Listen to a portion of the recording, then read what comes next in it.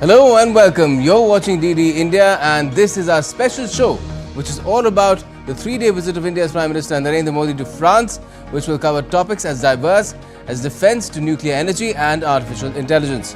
I'm Gautam Roy, and before we get the show on the road, let's take a look at the top stories from India and around the world at the moment. Prime Minister Narendra Modi is set to land in Paris shortly. He'll co-chair the AI Action Summit and review the 2047 India-France Horizon Roadmap's progress.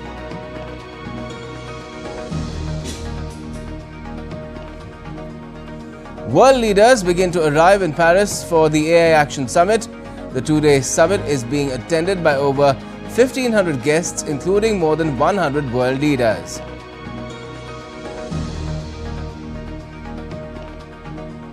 French Foreign Minister says he'll ask the European Union to respond to Donald Trump's announcement on tariffs. Australian Prime Minister says he'll urge the US for exemption over steel tariffs. In Asia's biggest air show, Aero India begins in the southern city of Bengaluru. India's Defence Minister Rajnath Singh terms it as a platform to showcase India's defence might.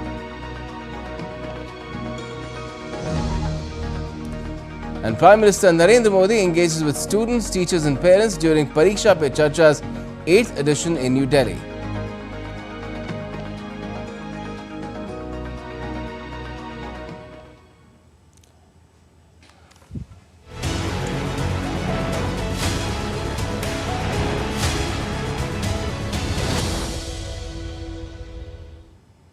Alright, now Prime Minister Narendra Modi is visiting France and the US beginning today. He'll be landing shortly in Paris. The PM will be in France for 3 days at the invitation of President Emmanuel Macron. In his departure statement, Prime Minister Modi said in Paris he looks forward to co-chairing the AI Action Summit, a gathering of the world's leaders and global tech CEOs where views will be exchanged on a collaborative approach to AI technology for innovation and larger public good in an inclusive, secure and trustworthy manner. The bilateral segment of his visit will provide an opportunity to review the progress of the 2047 Horizon Roadmap for India-France's strategic partnership, along with his friend President Emmanuel Macron. The PM will also travel to the historic French city of Marseille to inaugurate the first India consulate in France, and he'll also visit the International Thermonuclear Experimental Reactor Project, in which India is a member of the consortium of partner countries, including France, to harness nuclear fusion energy for global good. The PM will also pay tribute to Indian soldiers who laid down their lives during the First and the Second World Wars at the Mazarge War Cemetery. And from France, Prime Minister Modi will proceed on a 2-day visit to the United States at the invitation of President Donald Trump. He said that he looks forward to meeting his friend, President Trump. Although this will be their first meeting following Trump's historic electoral victory and inauguration in January, Prime Minister Modi has a very warm recollection of working together in his first term in building a comprehensive global strategic partnership between India and the US. The visit will be an opportunity to build upon the successes of the collaboration during Trump's first term and develop an agenda to further elevate and deepen partnership, including in the areas of technology, trade, defense, energy and supply chain resilience. The two leaders will work together for the mutual benefit of the people of the two countries and shape a better future for the world. So let's now talk about the first leg of the PM's foreign visit, where India and France are set to elevate their strategic ties as Prime Minister Modi begins a crucial 3-day visit to France. Key agreements in defense, AI and nuclear energy are on the agenda. DD India's Tapas Bhattacharya has more. India and France are set to take their strategic partnership to new heights as Prime Minister Narendra Modi embarks on a crucial 3-day visit to France. Key announcements are expected in defense, nuclear energy and aerospace, reinforcing the strong bilateral ties between the two nations. Prime Minister Shri Narendra Modi will be visiting France from 10th to 12th February 2025. This visit is on the occasion of the organization of the Artificial Intelligence Summit, the AI Action Summit that France is organizing. And Prime Minister will co-chair this AI Action Summit alongside President Macron of France. The visit will also include a substantial bilateral component. A major highlight of the visit, the much anticipated deal for 26 Rafale M fighter jets for the Indian Navy, further bolstering India's maritime defense capabilities. In addition, discussions are at an advanced stage for 3 more Scorpene-class submarines, enhancing India's underwater warfare strength. On February 11th, the AI Action Summit will take center stage, where both nations will unveil a roadmap on artificial intelligence.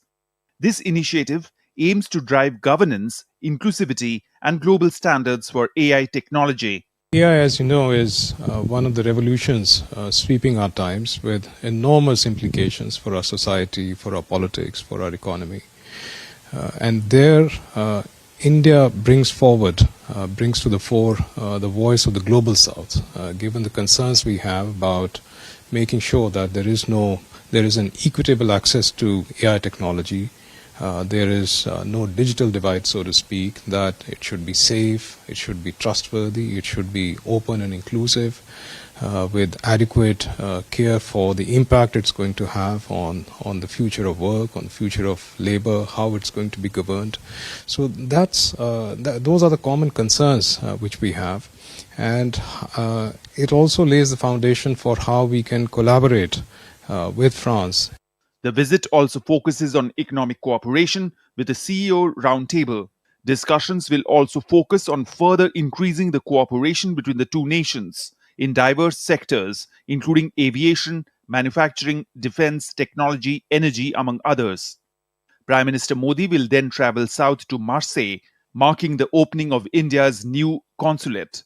On February 12th, Prime Minister Modi will pay tribute to Indian soldiers who fought in World War I, honoring their sacrifices in France's war cemeteries. India and France continue to collaborate on cutting-edge nuclear technology, paving the way for future energy innovations. From defense to digital innovation, this visit of Prime Minister Narendra Modi marks a new chapter in Indo-French relations, reinforcing a partnership built on trust, technology and a shared vision for the future. With camera person Rakesh, this is Taposh Bhattacharya for TD India from Paris. And like I said, Prime Minister Narendra Modi is set to land very shortly in Paris, and we'll get you those images as and when we get them, as and when he lands. But let me bring in my guests to talk about the India-France relationship, which has made steady progress from a very steady and friendly start that it had as well as far as the strategic partnership is concerned. We are joined by Ambassador Manjeev Puri, former senior diplomat, and Professor Umo Salma Bawa is also with us. She's from the Center of International Studies at the Jawaharlal Nehru University. Good evening to both of you. First to you, Ambassador Puri, what do you make of the juncture at which India and France ties are, considering the fact that perhaps if you look at the gamut of India's relations, bilateral relations with almost 200 countries in the world, France probably, would you say, has been one of the most steadfast partners through the decades? Gautam, thank you very much. And I think you've said it very well, absolutely. Look, France is a country which is well within the Western sphere of things, but yet strives for a certain strategic autonomy. For India, a country where strategic autonomy has always been important, France has therefore been an important partner. Let's look at it all the way back from the time when we conducted the nuclear tests in Pokhran and so on and so forth. This visit, in my opinion, is particularly important also because of the juncture at which it is taking place. The world, whether we like it or not, is undergoing a lot of changes and is being tested, principally, of course, as a result of President Trump's announcements and his re-election there, but also as a result of what has happened in the last several years, and India and our own position having bettered tremendously, having chaired the G20, successfully chaired the G20, and taking all these things forward. Let's remember You mentioned this about India-France partnership and 2047. That's the timeline that we have to make India a developed country. Viksit Bharat 2047, that's our aim. Along with, of course, that net zero 2070, which also began around the time of the COP in Paris in 2015. So it's a very important meeting, the meeting which has a huge multilateral content. The ambassador was right in saying that both our countries have an abiding interest in how we harness internet technology, AI in particular. Do we ensure, if I use the words of President Macron, technological sovereignty, i.e., that the systems which are there are rules based, they adhere to a certain standard which allows for safety, trust, etc., and is not just run by companies, etc. All that is important. We have a huge bilateral component. You rightly mentioned defense. You mentioned the nuclear side of it, as well as I'm very glad that finally we're opening another consulate in France, not just everything Paris-centric, but also moving to Marseille. And Prime Minister is recognizing the huge role played by India more than 100 years back when France was in real major troubles, the World War I and so on. So an important visit. And let me make one final point. You know, this is also a very important visit because it allows the Prime Minister to have an interaction with the French President just before he goes to the United States. Now, remember, President Macron had invited President Trump for the inauguration of the Notre Dame after it was reconstructed. This was after the election, but before he was inaugurated as president. And I just saw photographs of Vice President J.D. Vance coming in. So, you know, there's a lot to it which goes beyond just the bilateral agenda and touches upon the very crucial element also of India and our relationship with the United States. So very important visit, and at a crucial juncture. I think this stopover is very meaningful, much more than just the bilaterals that we are talking about. Certainly. Now, Professor Baba from the Center of European Studies, I stand connected from Jawaharlal Nehru University. India and France have made a lot of progress since the time, especially since the time that they've had a strategic partnership. But how do you assess the progress that has been made in recent years, in the last 10 years, considering that this is where a lot of technological advancement has also come into play, where we're also talking about transfer of technology in critical areas dealing with well, future tech as well as defense, a lot of strategic element coming in as well, with, of course, India buying French armaments as well. So good evening and thank you, Gautam. I think, you know, one should put it in perspective that when the strategic partnership was signed and launched in 1998, the world was at a very different place. I think where we are today, you know, in the backdrop of the month of January gone by in 2025, the world looks both strategically, geopolitically, geoeconomically, and let me also emphasize geotechnologically very, very different.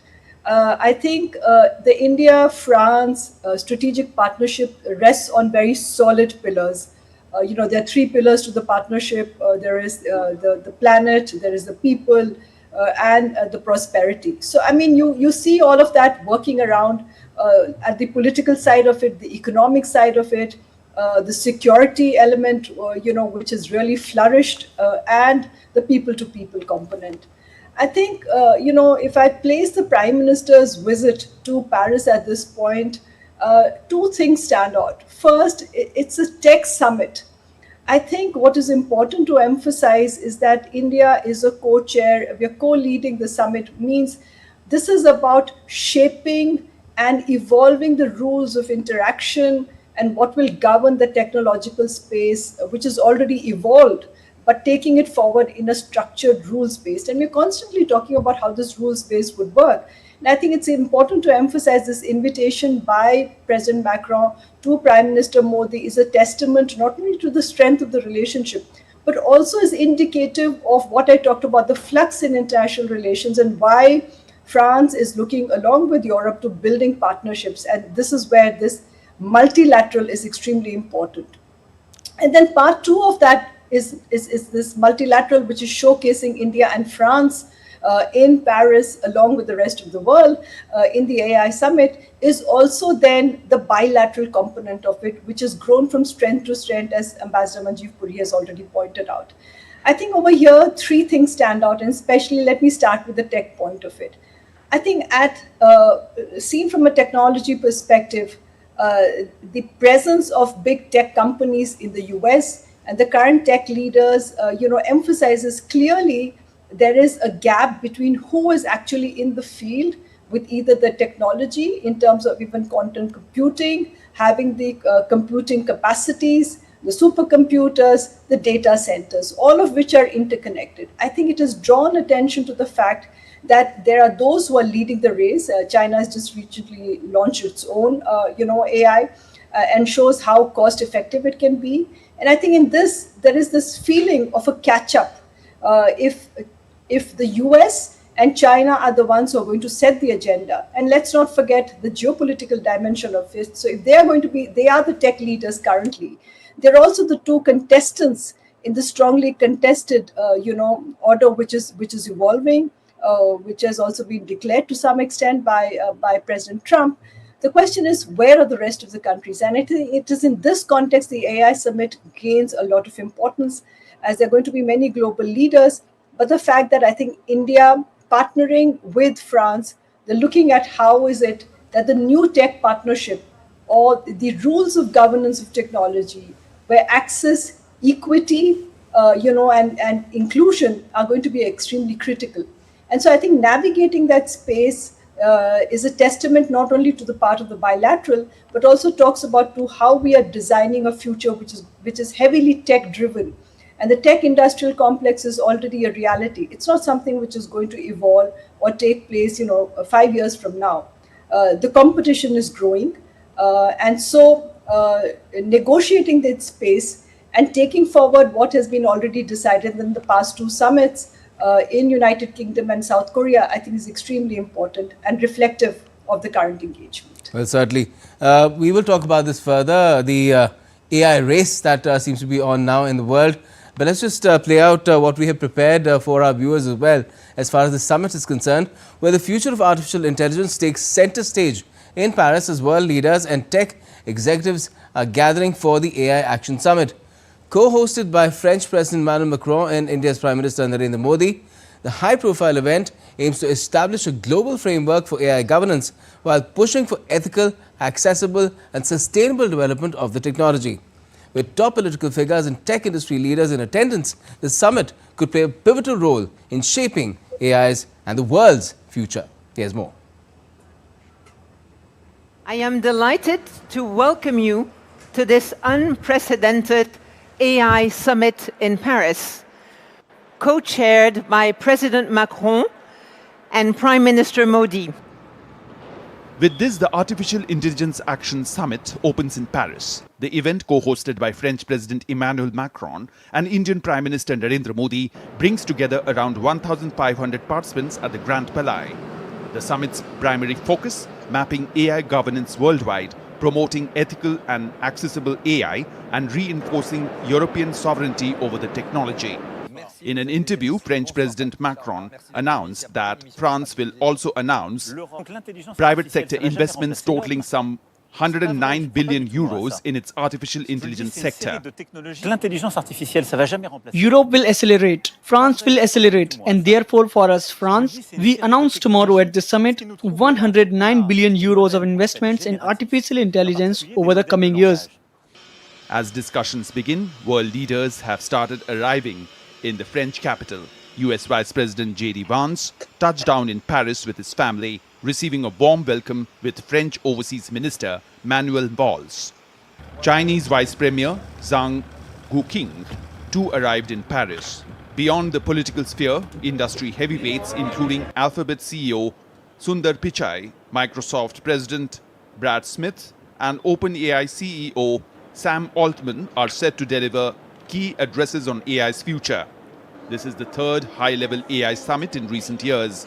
The Paris summit sets out to achieve three major objectives: provide access to independent, safe and reliable AI to a wide range of users, develop AI that is more environmentally friendly, ensure global governance of artificial intelligence that is both effective and inclusive. The Paris AI Summit will focus on 5 major themes: public service AI, future of work, innovation and culture, trust in AI, global governance of AI. With AI evolving at an unprecedented pace, the summit could lay the groundwork for how nations and industries harness its potential while mitigating risks. As discussions continue in Paris, the world watches closely to see what agreements and policies emerge.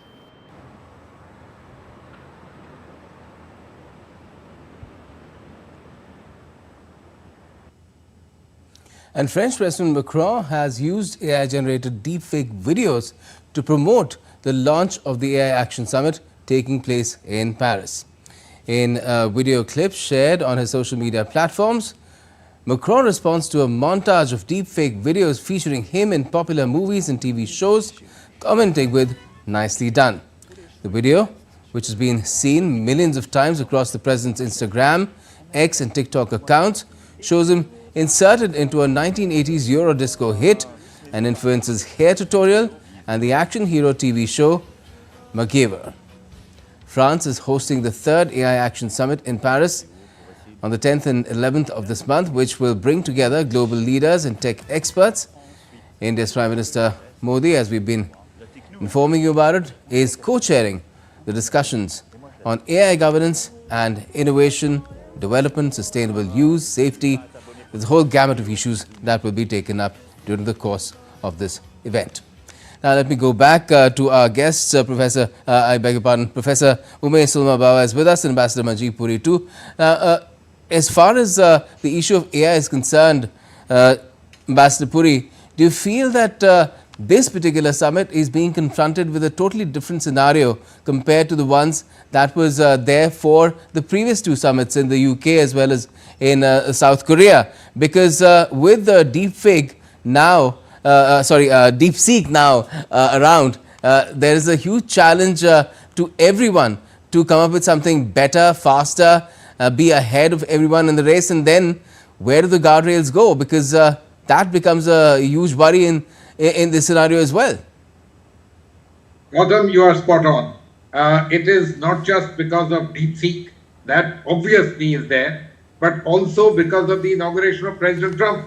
And look what they are saying.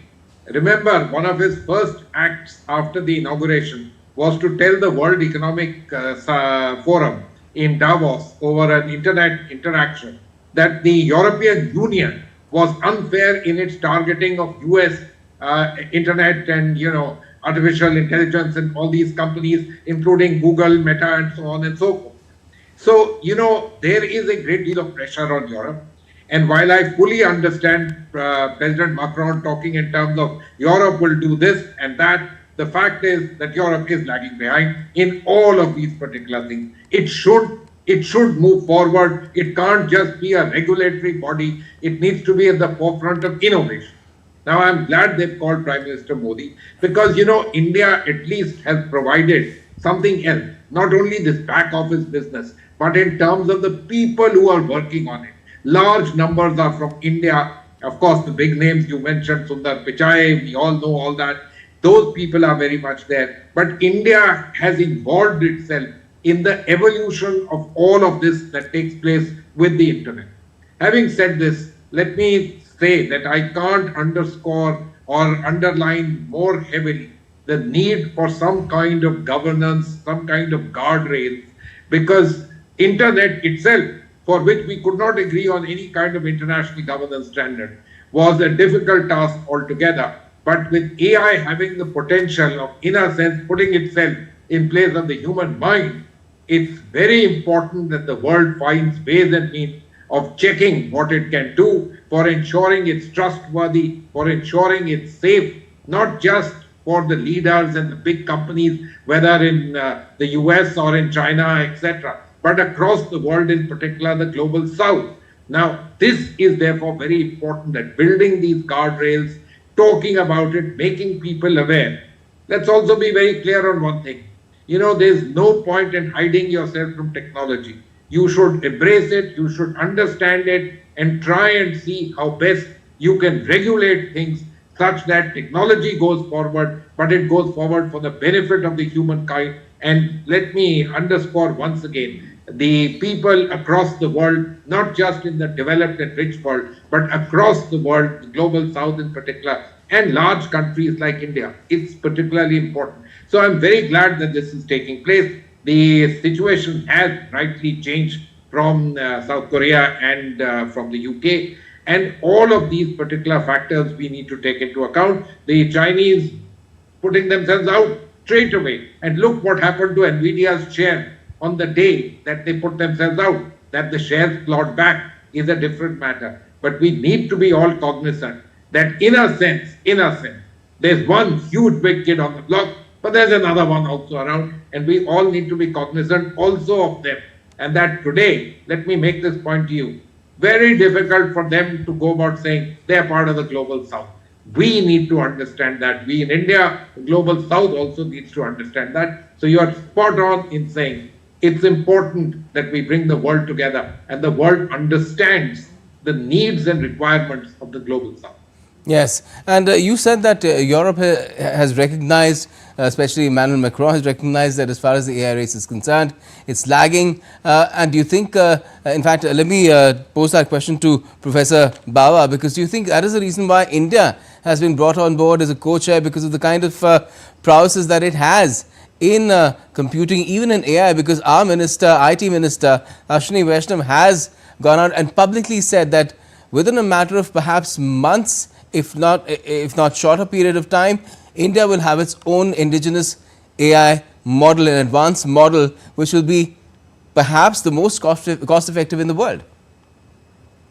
Yes, I think, India has been brought on board for multiple reasons. I mean, we have the skill, the knowledge base, the talent, you name it, it's available over here. We have entered into the world of supercomputing.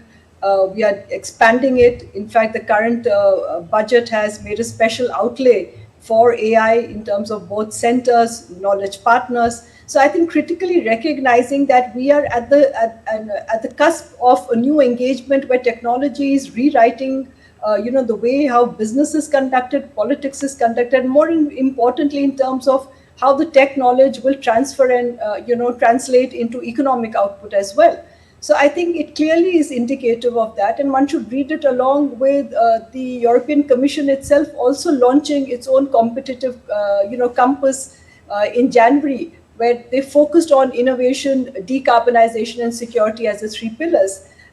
Europe is always seen as far more regulatory in that sense, and technology can flourish or technology is developed, where you can push some of the boundaries and be able to think of it. So regulation at the wrong time, can also put the competitiveness behind, as tech leaders can find other places which are far more conducive to develop and evolve, the technologies that they're bringing into play that we see currently. And I think second, the important messaging which is also going out is that, when you look at, there is France, from not only a G7 country, the Western country, and here is India, top of the economic pyramid, but also from the global south. I think it's a very, very important message of how we are going to build, at least from a technological point of view, a more just order. I think the global governance mechanisms in AI regulation is still something which is being designed. And I think a second point over here to emphasize is, even as you're thinking of what is going to be the next benchmark, the earlier benchmarks are falling behind.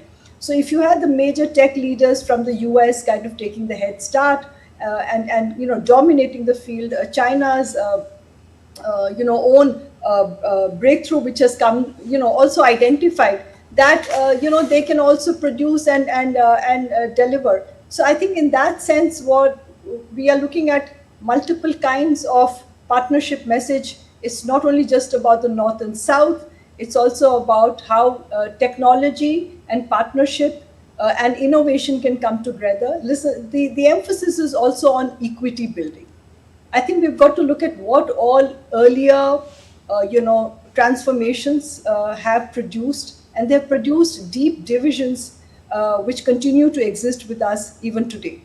if technology is going to create another deep division, it is already existing. We have to acknowledge that, and we don't collectively, which is where this AI summit, action summit becomes extremely important, are able to address, how this divide can be overcome. Then the question is, there will again be a further north and south divide on technology, a further division in which again certain players will dominate and write the rules.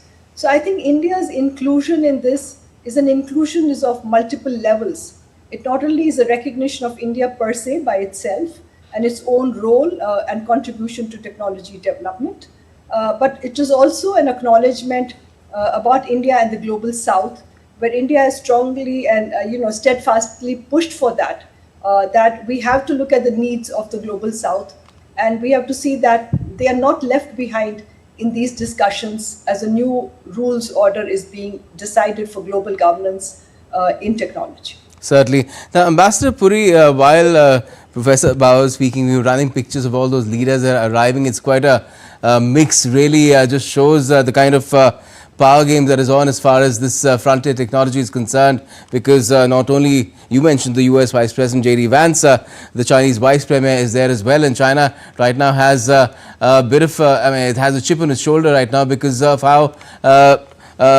deep, I keep mixing up the name of this AI tech that China has developed, but there have been bans placed on it in certain countries, and China has a bit of a problem with that. And at the same time, Europe itself has an AI Act, but that is not a global template yet. Gautam, you're right. And I fully appreciate DeepSeek. Word. I keep thinking of deep fake, and it is DeepSeek coming up. But the fact is that they've actually produced something which is taboo. And this is something that everyone acknowledges and have produced it at a fraction of a cost. What they've done is they've relaxed some of the parameters. Now, we will produce it. I'm sure we will. By now, the idea of back engineering is known to everyone. But we didn't. Let's acknowledge that fact. That we'll do it better. I have no doubt about it. We'll do a good job of it. Better in all our different matters altogether. But let me take you to the very important point that Dr. Bawa made. Look, we are a country which is on both sides. We like regulation, we like a rules-based order, we want that to happen, and that's where we sit well with the Europeans. But we are also a country where our people, I won't like to say too much about companies and the entire system, but our people are very much innovative. They are at the forefront of doing things. And we add in huge measure the idea of equity which she referred to. The fact that there has to be global good in all of this. This is what we do in big measure. And frankly, Gautam, I think let's be quite clear of one thing. We need to be cognizant of the fact that in all of this, whatever, if these particular kinds of, let me say, contestation among the old allies and others like us who are part of the free world, the democratic world, those who cherish individual freedom, we start having, let me say, gap between the cup and the lip there. The benefits only go to the people whose name you find very difficult to say. And they have only sent a vice premier. Let's make a very clear point of that particular thing. But they are there. They are very much there. Their vice president was there for the inauguration of President Trump. So, there is a flux and a change. And I am glad to see that the world has clearly recognized that India has to be a country on the table. And that's important. And that's important for us geopolitically. It's important for us in terms of being able to even motivate our own people, our own companies, our own young people, etc., to be able to access, because the world also looks to us and looking at trying to build an India, Europe, construct in trying to take things forward. We have the entire College of Commissioners coming to India towards the end of February. All of this is important. And so therefore, I see much merit from several angles to the Prime Minister going to Paris, being the co-chair, being invited to be the co-chair. And thereafter, of course, going to the United States and having an opportunity to speak to another huge, big world leader who has actually interacted with President Trump after his election.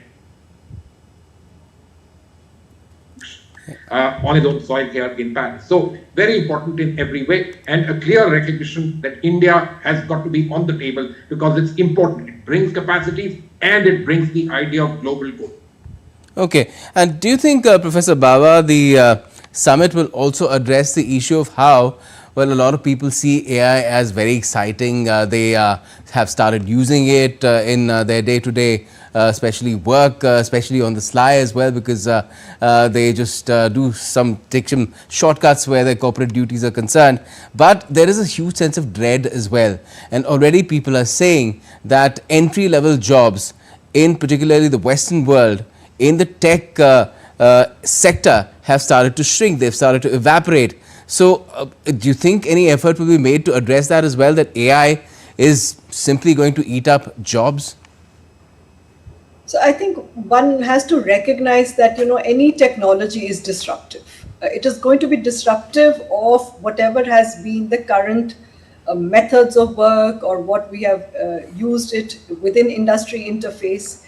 And I think with AI, at the first level, let me say, it is going to be disruptive. It has already become disruptive. Second is to look at it, how does that disruption produce both an opportunity, and a challenge? The challenge will be that many jobs, as we know today, especially in the tech sector, software, programming, writing, perhaps all of that is something going to become, part of what we say as archival system. I mean, it's just going to go into the past.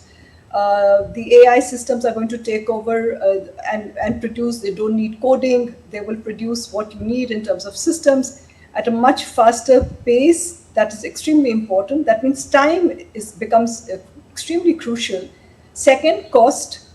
And third, is the kind of advantages. That means at any time you can access, you can create and produce. While all of them are seen as net contributors to what we're looking at it from a consumption point of view, from a societal point of view, one will also have to look at what it produces in the initial in terms of disruption and putting people out of jobs. But I think one has to also recognize that it's not that globally AI has become the norm and the only way in which systems are functioning. I think it also draws our attention to the divide which continues to exist, Yes. which means that even in extremely advanced economies also, we are going to see the absorption of AI into everyday work activity happening at a very staggered and differentiated pace. It's not going to be uniform. It's not that, pink slips are going to be handed over across to everybody. So I think, in the sense, the ability of any system. It's not a question of slips, pink slip. It's a question of no slips being issued at all to But people who are I graduating think from colleges. You will see a bit of both. You will see some immediately people being written off, and on other cases, like I said, systems have not yet absorbed. They don't even have a capacity to absorb AI. But Ambassador Puri, do you think some thought will be given to this as well, as to the future of work with AI around, as to what kind of pivoting? Because when you talk about disruption, we all start talking about pivoting. So what kind of pivots are required? Not just in corporations where work is actually done, but even at the scholastic level in schools, some sort of AI literacy needs to be perhaps brought in here, and perhaps some thought could be given to that as well at the summit. Absolutely, Gautam. Absolutely. And again, let me take off from where Professor Bawa just left off. And you're very right. It's not pink slips. They just issued one line on an internet saying, don't come home, don't come back to office. Okay. And that's exactly what is happening. Think about one thing, and I'm saying it to you in the Indian context. We have made it a huge business for us, writing code. If this chat GPT kind of a thing starts writing code, please tell me what would happen to Bangalore, etc., the way they are currently structured. People are already using it to write code, sir. Precisely. Where you just need the right prompts. Where would you be positioned? And is transformation so easy? This business of reskilling is something that we've been hearing of for years on every subject. If reskilling was such a matter, you wouldn't have had such a backlash in the United States, where the Rust Belt, etc., just simply turned against globalization, the ideas of reskilling, in bringing in of new kinds of fuels, etc., because people can't do it. It's not very easy, but we have no choice. As you said, we have to learn to embrace it and work within this particular thing. For India, the greatest thing that we talk about is the demographic advantage. I'm not just talking about the demographic dividend, but the demographic advantage. This thing, we need to think through it. What can it do to that? Will we be able to champion it, master it, use it effectively, and yet be able to work on our demography? In some senses, one would say time is running out. What you thought you had achieved and now you have it for many years. No. There's a new technology around which is, eating up into this advantage. Work hard, faster. But look, I am a very firm and convinced believer that Indians are innovative. Indians also embrace technology, and we are doing a lot in that side. Look at this, that we are setting up one of the world's largest data centers, which Reliance is setting up with a huge corporation in the United States. So, we are also positioning ourselves, moving ourselves. Will it be fast? Will it be really able to match up? Time will tell. But exposure and understanding and embracing, that is particularly important because you can't really escape it. Look at the number of cell phones in India. 10 years back, would anyone have thought this would have happened? Till Mr. Ambani declared that oil is that data is the new oil and lowered the costs of data. India today has the lowest data. And look what's happened to us, what a changeover in the country. You have to embrace, you have to go forward, and we have to take it. I sincerely believe that we are a society which is able to do it, and we'll be able to take this forward, but let's not underestimate the challenge. And Professor Bawa, do you think that these sort of capabilities, the capabilities of future, are also coming together at a very critical time for India? Because we had Ambassador Puri mentioning not just how we're working on AI, but supercomputing you mentioned, and now we're on to chips as well, and pretty soon, another matter of months really, that India will be producing its first chip as well. And that is again a huge step forward as far as India's technological journey is concerned. I think it is very clear that India has committed itself not to be part of this entire tech development and not to get left behind, at least in this race. History and time were against it at other points, but at this point I think we are at an intersection where I think the commitment of the government, if you look at the current budget outlay also, where they have emphasized on investing in AI, clearly shows that India is trying to take those leap forward. Let's not forget what the pandemic did. We were into a structure of DPI, and then we just expanded it. And, we showed that how quickly we can scale up on that, leapfrog some of the difficulties, and still connect the people at a time, at a cost factor, and in terms of connection and delivery, which came through. I mean, that was tremendous. If anybody thought a country like India, the world's largest population, what is it going to do? I think you saw there was a race only for yourself at the national level. The Global AI Action Summit, comes with a philosophy that together we are better off. But let's not forget that technology is actually not vested always with the state, and there are multiple actors over here. So India, to that extent, is also has to look out for itself, whether it's supercomputing, whether it's about creating, the data centers, or investing in AI, as the budget is doing, and incorporating that into the everyday. I think we have both as a country and politically as a state taken those right decisions to go ahead and be part of the discussion and discourse. And I think that is what is being recognized in the summit by the fact that India is a co-chair along with France in Paris today. And as far as, again, the summit is concerned, Ambassador Puri, do you think the kind of common value systems that India and France have, particularly towards the environment, that's being brought into AI as well, with the talk of sustainable AI? Gautam, look, I want to make this a little interesting. The first announcements made by President Trump on the 20th of January, among them was that we want to encourage AI, we want to encourage it in a big way. And then he added, and remember this thing is hugely energy requirement. It's not energy friendly at all. It needs lots of energy. And he said, I would encourage you to build in-house what we call captive power plants, and then mentioned use oil and also use coal. So while we talk about all this, let us be a little clear that sustainability, and we are talking in terms of greenhouses and global warming, etc. I am not so sure that as technologies as they currently stand, things are so easy and so easily managed. That lowering the carbon footprint through the use of digital means avoids travel, avoids various other things is true. But the fact of the huge amounts of energy which are required to be able to power it also needs to be factored into account. Ideally, we must do what the summit wants to do to ensure that the use of digitalization is a sustainable action and not that it goes outside the bounds of what we call sustainability. But let's also remember that the masters of all this, the guys who are leading it all from across the Atlantic, at the moment, sustainability as you and I know it, and as we talk in terms of it, and as the Europeans do, it's not really a high priority. On the other hand, they think that, they have lost out as a result of pursuing sustainability, and they want to pursue the old-fashioned way of fossil fuels, etc. So let's see how all of this goes. I have little doubt that the genie of sustainability being out of the bottle, it can't be put back. So there are certain political compulsions and economic needs of the hour, and that will happen. But very soon, the importance and the need for sustainability will be recognized, not just in terms of harnessing the technology, but the way you go about it, remembering that we actually have only one planet and we all live on it, and we need to ensure that it is good and habitable for all of us as a human race.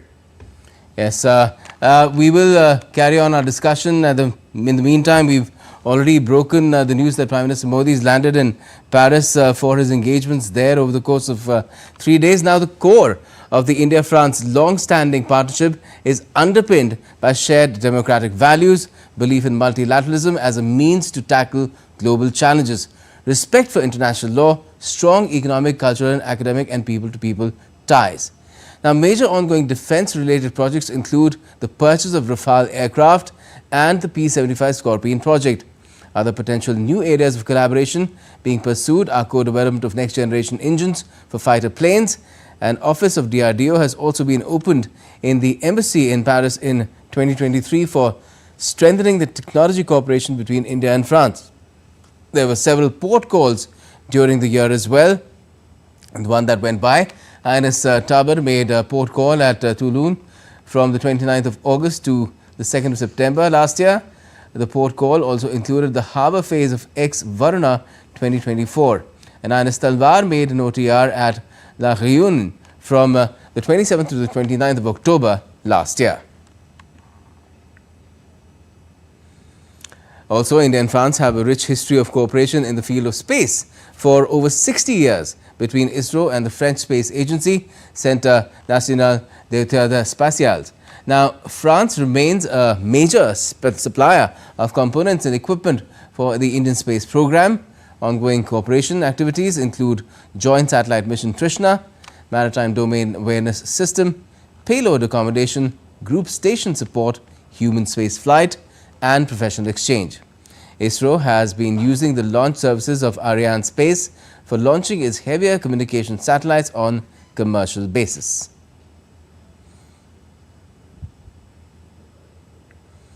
Furthermore, India and France have cooperation on the peaceful uses of nuclear energy, notably in relation with the Jaitapur Nuclear Power Plant project, that's a JNPP project. The first meeting of Special Task Force on Nuclear Energy in the framework of the Indo-French Strategic Dialogue was convened on the 2nd of January this year. Both sides have agreed to work on establishing a partnership on low and medium power modular reactors or small modular reactors, that's SMRs, and advanced modular reactors, also called as AMRs. And the cooperation with JNPP and exploration of SMRs and AMRs signifies a shared vision for sustainable and efficient nuclear energy solutions. So we just gave you a glimpse of how the length and breadth, lady, also the depth of the strategic ties that India and France have. And let me come to Ambassador Puri on that. Ambassador Puri, it seems that India and France have had extensive strategic ties in the past. Do you throw trade and investment in it as well. So that takes it to another level once again. But how is it going to be advanced this time around is a major source of speculation as well, because there's been a lot on the plate for quite a while now, and it seems that progress might be made this time around. Gautam, very true. Look, India and France have had a kind of a strategic partnership, not just on paper, but in reality. I think, I'm a little older than you. Let me remind you of the Mirage aircraft that we bought many, many years back. That predates the Rafale. And why did we buy them? Because they provide cutting-edge technology to a country like India, which believes in a degree of strategic autonomy with relatively less strings attached, which otherwise is the case for most other Western nations. Now, we are deepening our defense cooperation with more Rafales, with Scorpion submarines and all of that. And I'm glad we are doing it, because France is a reliable and trusted partner who is used and now, let me say, also well incorporated into the schema of the Indian Defence Service. That's particularly good. I just want to draw your attention to one thing. In the last few days and weeks in India, since the budget, there's been a lot of talk that we are going to amend the laws in India regarding liability for nuclear power plant operation. Yes. Now, not much is being talked about it in various contexts, and for very good reason. But it opens up another vista of cooperation with India and the Western countries and France. You mentioned Jetapur. Now, France is a country which powers almost 60% of its electricity grid through nuclear power. But are they champions in SRNs? That's not the case. Those are the guys sitting in the United States. There's Hitachi and NewScale Power and so on and so forth. The fact that, we are now aligning our laws, or willing to align our laws with international practice could lead to a huge boost in terms of the use of nuclear power, also for our sustainability targets, net zero 2070 and so on. And France, I'm sure, sees itself as a partner in that. The United States and companies in the United States certainly. So this is certainly an area which I think which is important. It has been there in the India-France context, but it is an area where there is a newer kind of potential which can be developed between the two countries, especially considering the fact that these are trusted partnerships between the two. Other than that, look, France is the second largest country in terms of its economic power in the European Union. The European Union is by far India's largest economic partner, second or third largest trading partner, largest investor in India. Their ideas sit well with us. So deepening this cooperation with France is a matter of interest to us. But let me also tell you, India is a country of great interest to an economy like France.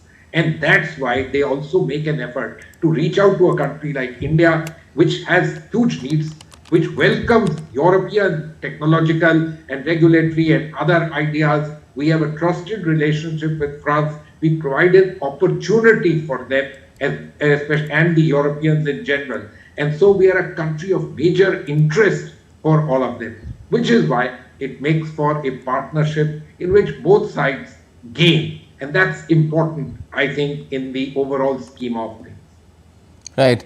Now, Professor Baba, if I were to tell you that Prime Minister Modi, when he landed in Paris just a short while back, was received by the Defence Minister of France, Sébastien Lecornu, do you think one should read something into this? Yes, definitely yes. I think it's indicative of, as Ambassador Puri just pointed out, the high quotient of trust in the bilateral relation, and also the fact that defense has played a key role in all these years, and it has really cemented it and taken it to a very different level.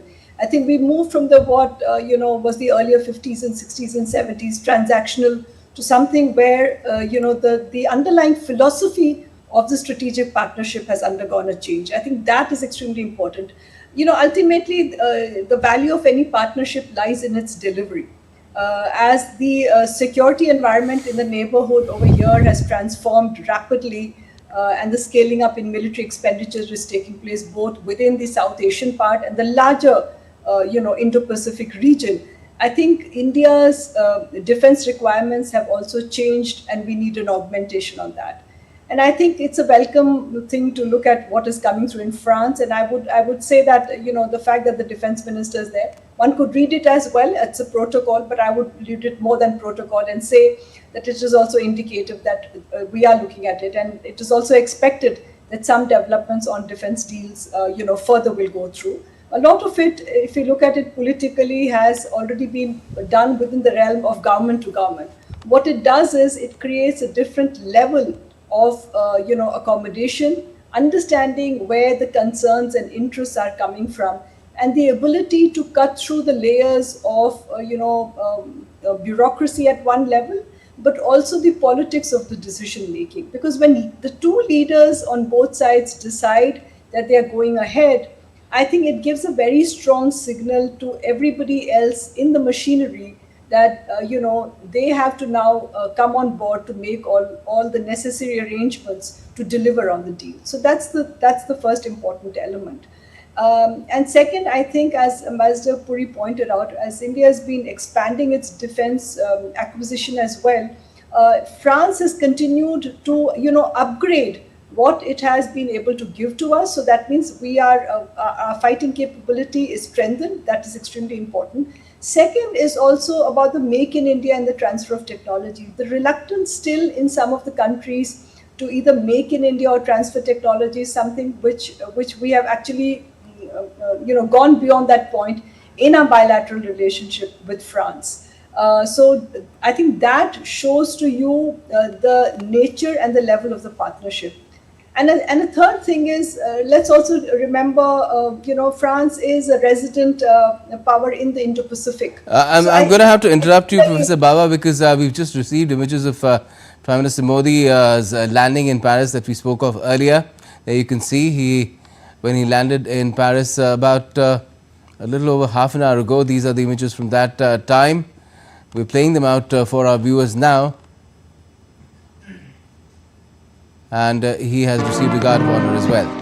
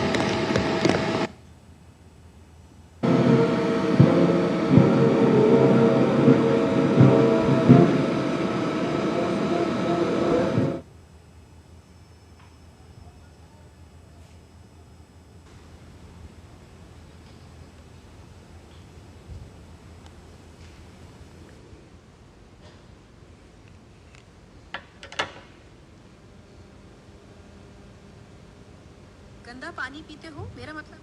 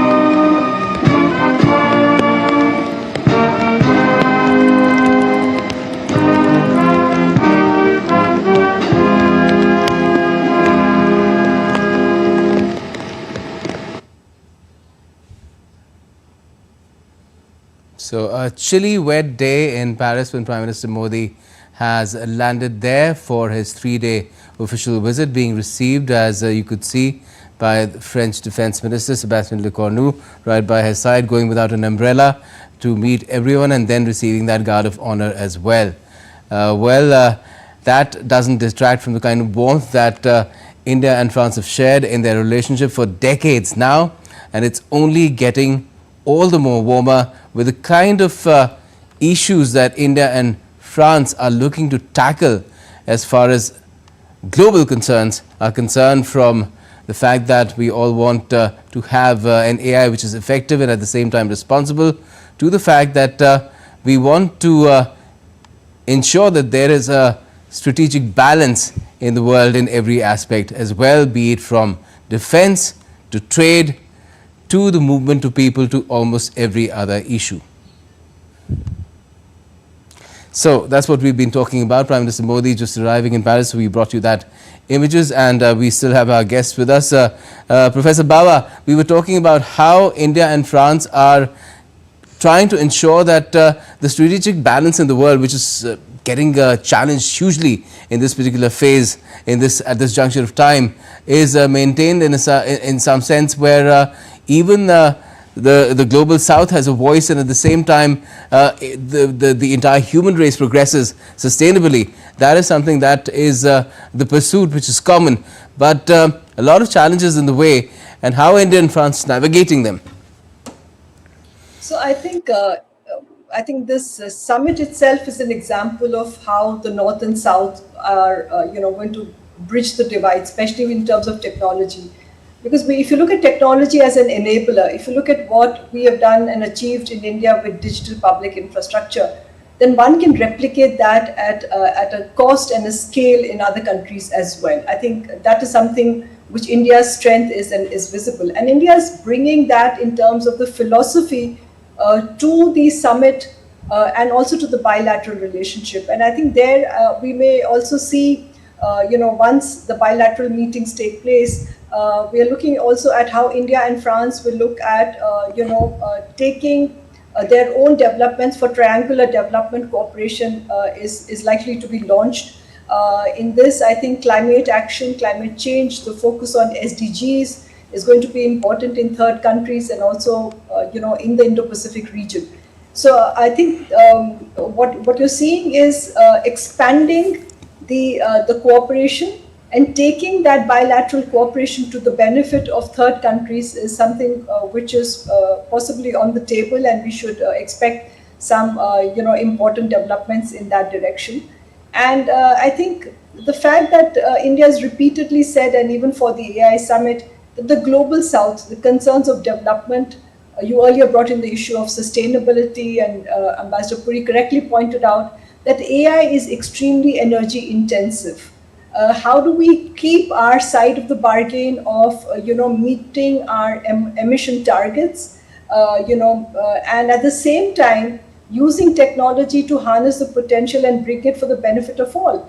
I mean, it looks at this point extremely difficult if you looked at the entire discussions which came out in the last. Yes, perhaps one just has to look at what India and France have co-founded together, which is the International Solar Alliance.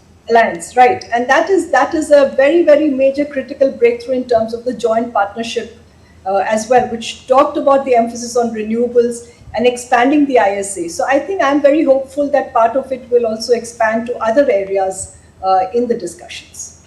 Definitely. And as far as the Indo-Pacific is concerned, when we talk about Indo-Pacific in India, one really thinks about the Quad, and one forgets that France has huge stakes in ensuring freedom of navigation as far as this region is also concerned. And this is where perhaps the partnership, the defense partnership between India and France is also very, very critical, isn't it, Ambassador Puri? You're absolutely right, Gautam. We forget that France is actually a resident power. So you mentioned yourself, the Réunion, this is to the west of India. But there is Tahiti, there is the entire issue of French Polynesia, and so on and so forth. So it is a European country with an abiding interest in the Indo-Pacific. It's not just because of the free flow of merchandise and naval vessels and merchant vessels. They are a resident power here. and hence a different kind of interest in the Indo-Pacific, which is why we have naval cooperation with them. We have a lot of these particular interactions. And I must say, these issues dealing with Reunion Islands, etc., are particularly important. Don't forget, they are in the areas that we used to call the near neighborhood of ours, the near far, as far as we are concerned, on just the west of India. So you're absolutely right.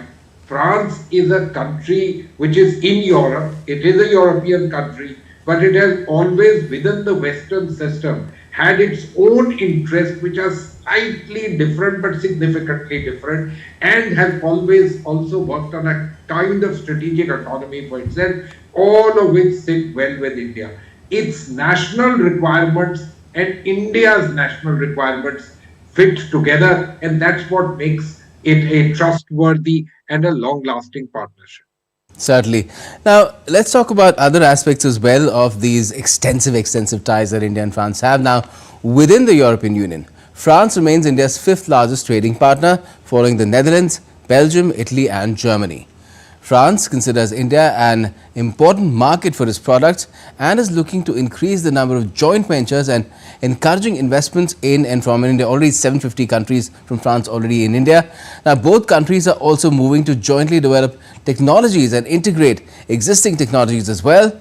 India and France prioritized 5 key areas for economic diplomacy in 2024: advancing digital technology and innovation, clean energy collaborations, research and development, smart manufacturing and critical technologies, including defense, enhancing India's exports to France, also global supply chain relocation initiatives. Also for the year 2024-25, from April 2024 to October 2024, Indian exports to France amounted to $4.69 billion. Now, the bilateral trade between India and France has more than doubled in the last decade to $15.11 billion USD in 23-24 from $6.4 billion USD in 2009-10. France is the 11th largest foreign investor in India, with a cumulative investment of $10.94 billion USD from April 2000 to March 2024, which represents 1.61% of the total FDI flows into India, according to data provided by the Department of Promotion of Industry and Internal Trade, that's the DPIIT. Top 5 FDI equity inflows are in the services sector, about 17.87%, followed by cement and gypsum products, 8.91%, air transport including air freight, 7.31%. There are miscellaneous industries in the mix as well, with 7.04%, and petroleum and natural gas at 6.81%. These factors represent 47.93% of the total equity inflow from France from April 2000 to March 2024. So now let's talk about trade and business ties, including investments. And if I could ask you, Ambassador Puri, in terms of the levels that we see between India and France, a lot of that now being dictated by overall EU conduct of business as well. But how do you assess that? Look, France is Europe's second largest economy. And let me bring one little political element. It's a permanent member of the Security Council with a veto. It makes it a bit of a very special member even in the EU, the only EU member now with a veto in the Security Council. Talking about purely business. Look, if we leave out Germany, which is truly the big heavyweight in Europe and of great interest to us, France is certainly the other country which has tremendous abilities at investment, and French companies are present in India in a huge and big manner. Let me just ask you, please think about air travel in India. If you don't travel by Boeing, which other aircraft would you travel by? Airbus. A Franco-German collaboration. In all probability, the aircraft would have been made in Toulouse. So this is the nature of France and our relationship, and it is expanding in several areas. You know, we mentioned just now the areas of clean energy, nuclear power. This is also a commercial opportunity which stands there. The areas of water, the areas of pharmaceuticals, chemicals, aerospace, in every single area that you can think of. France is a technology purveyor part of the Western world, and yet slightly different technologies, slightly different sets of conditionalities, in fact, very much lesser numbers of conditionalities of their use. And so, therefore, in some senses, in some strategic areas for us, a preferred technology partner, if I can say that. It's also a massive country in terms of money and availability. Paris is a major financial center in the world. And so, and let me make one other point. If you have to move things with the European Union, is it really possible without France adding its entire jet power to that? Their jet power matters. And that's why all of this is important. It's a relationship which is multifaceted, strategic, economic, people to people, and political. And a relationship undoubtedly of interest to France and to India. Certainly. And Professor Baba, to add to this, you think that as far as India's relations with the European Union are concerned, we've been talking about that trade pact for a long time. It's not materialized as yet. Do you think France has been trying to ensure that it does, or do you think there's a bit of an obstacle coming in from France because of their wines and other things as well? No, I think it is in the interest of the EU collectively, which means every member state will be pushing for it, right? You know, when a free trade agreement is signed, everybody, once all the sticking points are gone, then it is a win-win for everybody. So I think you will see that there will also be a push from France over here to see that, you know, now the political focus is brought onto the free trade agreement and that it is concluded at the earliest. The fact that, you know, the EU president, of the Commission, von der Leyen, said, and she is leading the Commissioners' College to India later this month, is also indicative of a new political awareness about India. I think it's not the business as usual kind of model. I think especially since the inauguration of Trump 2.0 on 20th last month, I think the reality is far more fragile. Politics has become, at least at the European and the transatlantic level, extremely transactional. And so they are going to be looking for ways and means to strengthening the partnerships that are there. And I think I am optimistic that we will find the political momentum now in taking forward the free trade agreement, which should be concluded. As more tariff wars get announced from Washington, the question then is how are the others going to navigate the space which is there? Yes, definitely. It's a big question. And for the AI Action Summit, I believe Ursula von der Leyen, the European Commission President, will also be there. I don't know if they'll have opportunity to talk about the India-EU trade pact on the sidelines. I doubt that will happen, but let's see if the needle can be moved in some way or the other. I'm joined on the phone line by my colleague Tapas Bhattacharya, who's there in Paris covering the Prime Minister's visit. And Tapas, just take us through the moment when Prime Minister Modi landed there. It was a wet, chilly morning, but ample warmth on display as far as India-French, decades-old India-French strategic ties are concerned. Right, just let me tell you, it's still raining, it's chilly, but there are people, there are Indian diaspora people have come out in huge numbers. I can't tell you, even at this time, it's drizzling, and they are, singing songs, they are chanting both Prime Minister Modi's name, and that's huge. If you can just see on your screen the excitement that is there for Prime Minister Modi. This is his 6th visit, and at every time, they are excited to see him. And this time, Prime Minister Modi is about to come. In fact, in a short while now, he's just going to come. In fact, as I say, his carcade has started arriving. We can see in a short while now, just now, you can see on your screen, Prime Minister Narendra Modi's carcade just coming in. Remember, he has given a new term to artificial intelligence that he has coined. That's something that we are talking about.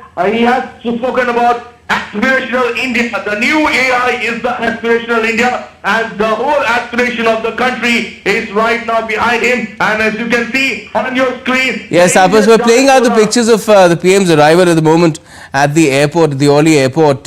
You can see right now the Prime Minister has just arrived in the hotel Plaza. I think that's the hotel the Prime Minister has just come. I can see his car, kids. Gautam, go ahead, tell me. Yes, we're not playing out the live pictures at the moment, Tapas. We're playing out the pictures of when he arrived at the Orly airport. But thank you for joining us for the moment and taking us through the moments of the Prime Minister's arrival this time around in France, in Paris. Now, cultural exchanges between France and India have always been very intense. The Babs Swaminarayan Hindu Mandir in Paris is set to be completed by 2026, with construction progressing rapidly. It's being celebrated as a bridge between French and Indian cultures.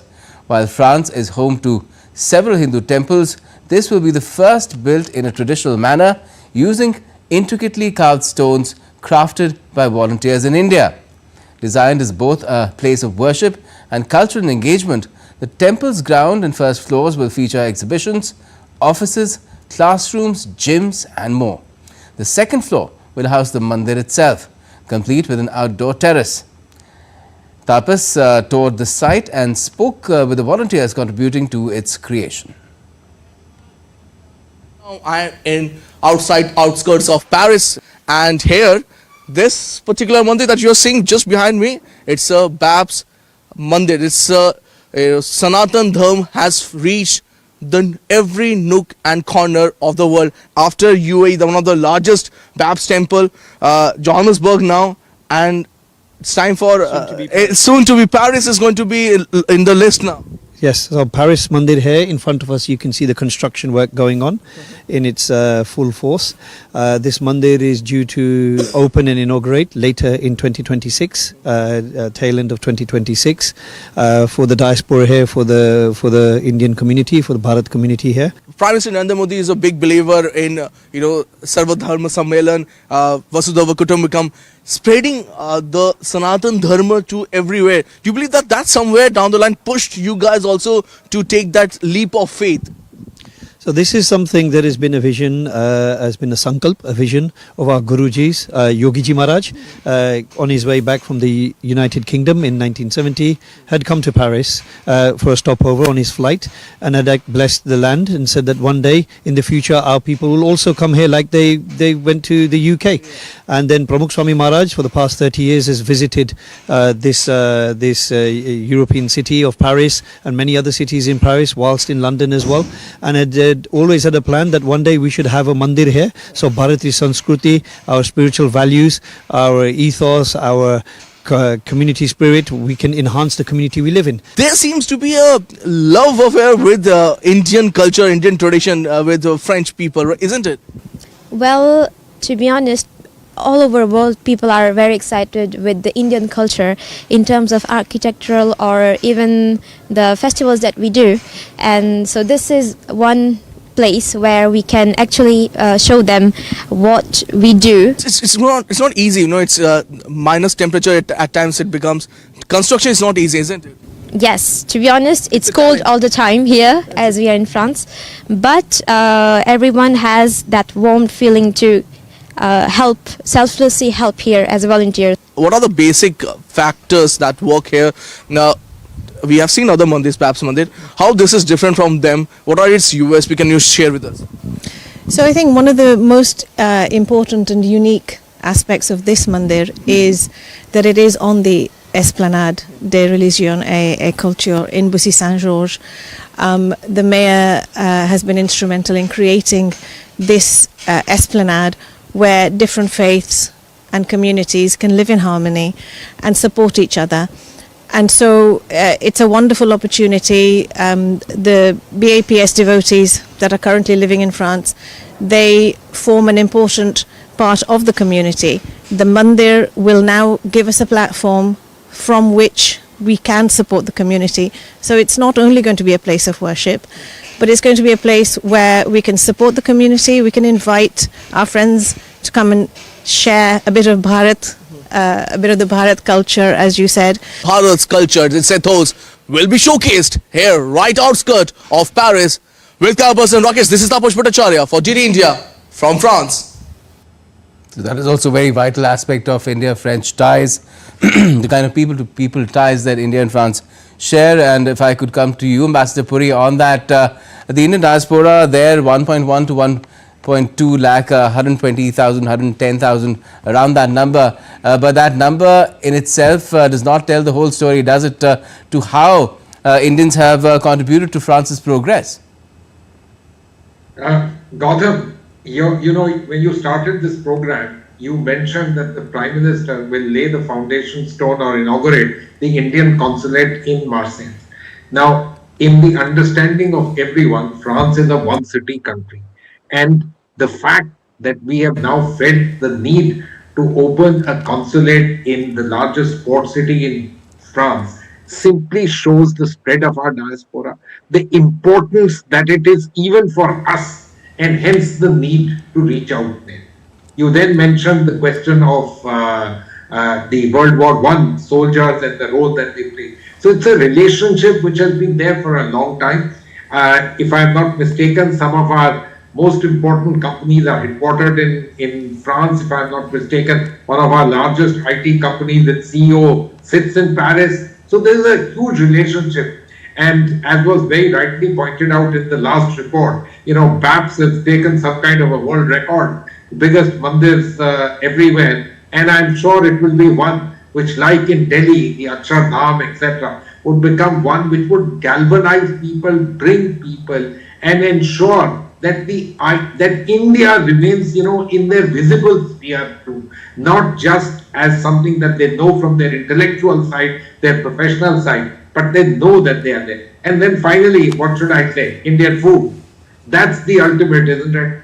Indian restaurants are getting Michelin stars, and the French are no laggards in that. They like them as much, and that's exactly what is happening. You know, we are a country and a society where the global acceptance and in fact interest in us is growing hugely, and I'm glad that we are participating in growing this interest further, yoga being another particular manifestation of that. Yes, certainly. And as far as India and France are concerned, in terms of their cultural ties, Professor Bauer, do you think there is still a lot left to be explored in terms of ensuring that a lot more people are able to understand the cultures of the culture of the other country, especially a varied culture such as and vast culture such as India's, and even France for that matter, because it regionally also varies quite a lot? So I think what you're seeing is, you know, the scaling up of the people-to-people contact which has taken place.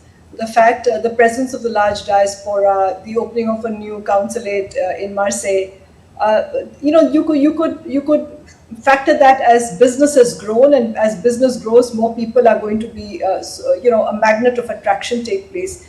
But then there's a whole social dimension to it. The philosophy of the Indian way of life, the people taking their culture along with them, have all found a resonance in the French space. And I think what you see in the BAPS Swaminarayan Mandir is a very beautiful recognition of living together in harmony with everybody. I mean, as the report mentioned, the design of the temple, you know, there is a community at two levels, community in terms of office space and gym and all of that and shops and all, but then the community of the spiritual, which is at the second floor of the temple, what was being said. And I think that really emphasizes the synthesis of ultimately what is at the core of a relationship between two states. It connects people together, right? And now we are seeing that as the Indian diaspora is growing and it's becoming, you know, present in large numbers, they have become a catalytic factor, you know, in transforming also the bilateral relationship. So I think there is a very positive view in that sense, and the fact the temple is a symbol of that, I think. And at the second level, I think, you know, it also means that a lot more can be done, because language has been one of the issues between, you know, India and the rest of Europe. There has been a tendency to go towards only the Anglo-Saxon part of the world. But I think if you look at the numbers of Indians now traveling to Europe, Europe opening up, through its blue card scheme, encouraging Indians to come, highly skilled people, you will witness a second level of integration take place. And also in the, the kind of relationship we develop. Ultimately, any relationship, the political component, the economic component, the security dimension, the business, is driven by people. At the heart of the relationship are the people. And I think you see that now epitomized by the summit, AI summit. It's the invitation of France and India, the two leaders standing together as they will address and talk. And then the rest of it percolating down at each of the various levels to highlighting the people to people. And so you have the temple at two ends of where the leaders are, pushing the agenda, setting the tone, and then the temple being constructed, which is a place of not only worship, but the bringing together of the community of India and France together. Yes, definitely. And Ambassador Puri, in terms of how India and France, the scope of taking these ties further on, we were talking about people-to-people ties, but there are so many other aspects where much more can be done. We've been talking about ensuring that there's, in a sense, that there's more interaction between the people themselves, and we see that happening from India's end to a large extent. A lot of people traveling now to Europe, and France definitely comes as one of the stops when you plan an itinerary through Europe. But does that happen in India's case from France, or if you widen it out among Europeans? Absolutely. Gautam, I have no doubt. Look, India is a country of interest. It's a country of interest to people from a business perspective, from a professional perspective, and from the fact that we are a country which is now more and more known. So, let me take you away from a time which was the case when I was growing up, the hippie generation and people flowing to India for a variety of reasons, the exotic more than anything else. We are a country of interest. People want to get to know us. They want to know our cultures, the way we do things.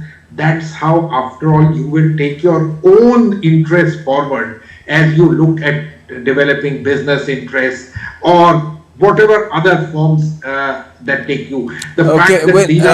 Ambassador Puri, we're getting images now of Prime Minister Modi's arrival at his place of stay in Paris, where he's been received by, as you can see, very, very enthused members of the Indian diaspora there in France, with a beat of drums as well.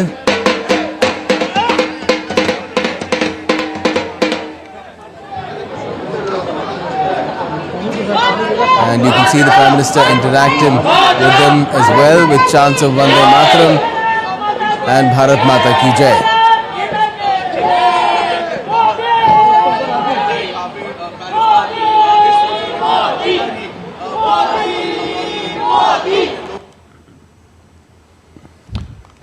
You can see those images there of Prime Minister Modi when he arrived at that place of stay in Paris. He'll be there, as we've been mentioning, for 3 days, and a lot of members of the Indian diaspora are there to receive him with a lot of pomp and festivity, with chants of Bharat Mata Ki Jai and Vande Mataram, which both effectively mean Hail Mother India. And that has been a consistent feature to whichever place that Prime Minister Modi travels, Ambassador Puri, because the Indian diaspora, that's the nature of the Indian diaspora, they are very warm and they love their country no matter where they have been living for years or decades, or even if they're second generation.